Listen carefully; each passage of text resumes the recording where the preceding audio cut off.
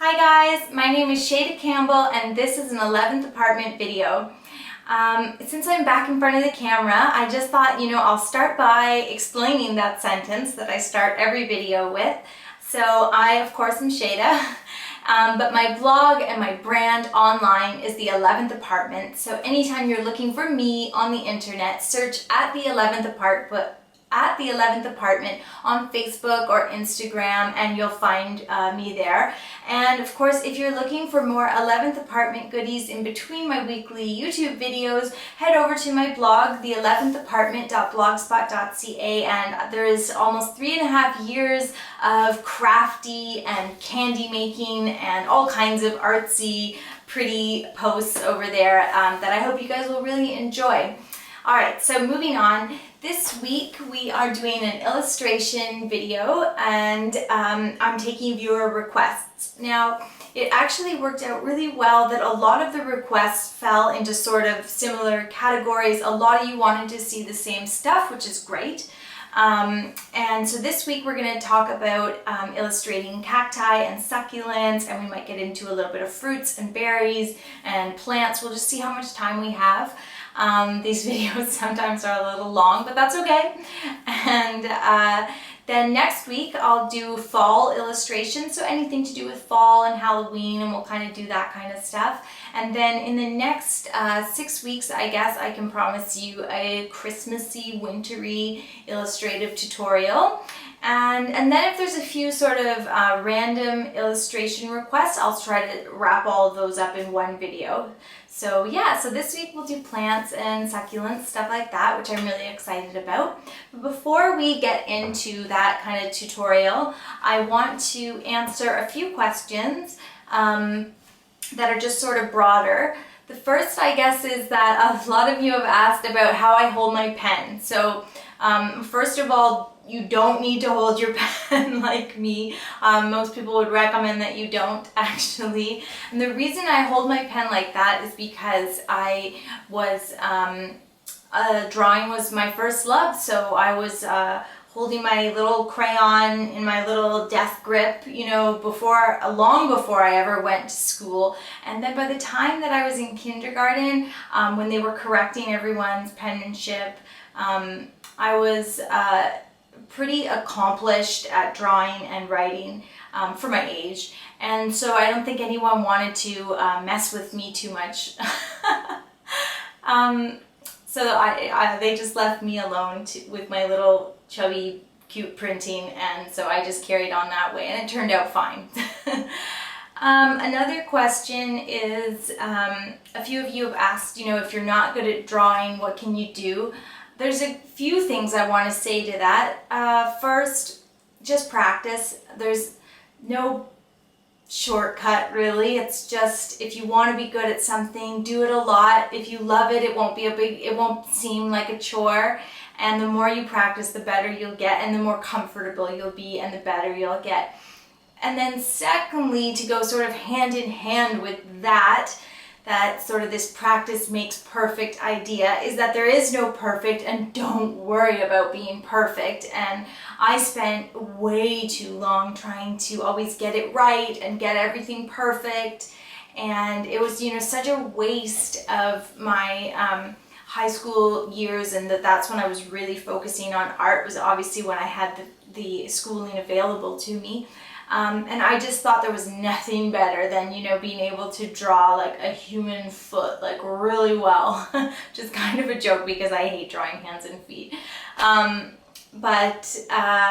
I just didn't have any time for anyone who was like right over to abstract and doing sort of really creative, joyful, fun art. I was like, oh yeah, but can you draw like a hand? Which I can't, so.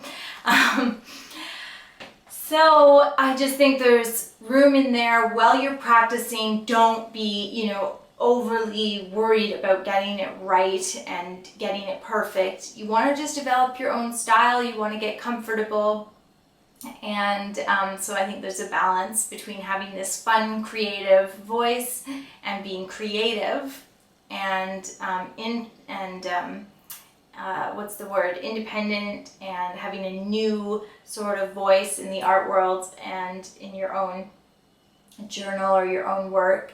And then of course there is, on the other hand, you want to practice, you want to be good, you want to be proficient in your craft. So I think if you can marry those two, and you can spend your whole life trying like me, then you'll be in a good place. But yeah, don't worry about getting it perfect, but do practice. There's no other way to get better other than just practicing and having fun with it and feeling and having joy. And yeah. Okay, and then another question is, a few of you have asked about how do you learn to draw and how do I draw? In reference to, am I drawing from my mind, or should we be drawing from pictures? And someone actually said, how can I just draw, from my mind? I don't want to always have to look at a picture. And what I would say to that is, I always look at a picture. Like, I can't just draw out of memory. A good example of this is, I was trying to draw those strawberries for the Build Your Illustrative Style video, which was 2 weeks ago. And I drew, this heart-shaped fruit, and then I put like these two weird like leaves on it, almost like these perfect apple type leaves. And then I was like, what's wrong with that strawberry? But you think you know what a strawberry looks like. We're eating them, we're making jam, we're out picking strawberries all summer.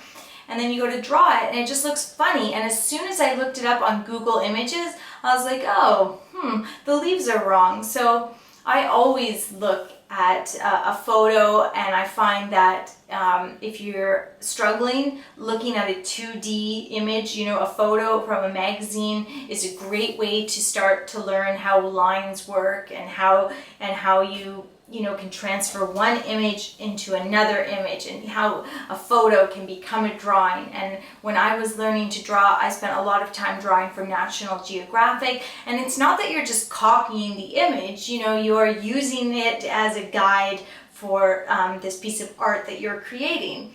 And then once you're a little more proficient, then it's time to go out into the world and start learning to draw from three-dimensional things. A great way to practice that is to go and draw architecture. So sit on the street outside of your apartment building or your house and just try to draw the building. And that's a really fun exercise, because actually buildings are all these straight lines and they're very definite and finite, and I think you'll have a lot of fun and you'll learn to sort of draw from life. And then you can go and draw, things that are more difficult, like the human form. I used to practice the human form from magazines and pictures. And then I would also pepper in some life drawing classes. So I was doing a bit of both, and that helped me to become better at drawing people. And then one more thing I would say is that I loved, when I was really young and really trying to just sort of get it right and perfect the art of my drawing, one thing I found helpful was to draw comics, because comics are contour drawings. Something like Betty and Veronica or Broomhilda or Calvin and Hobbes, they're just contour drawings. So they're not shaded, they're just lines. And if you can draw those same lines, then you can draw Betty or you can draw Veronica. And I found that very encouraging as a young person. And so that's a great idea of something that you can be practicing and just trying to sort of get it right. And I think you might find that helpful. At least I hope you will. All right, so now let's get my tea and let's go draw some cactuses.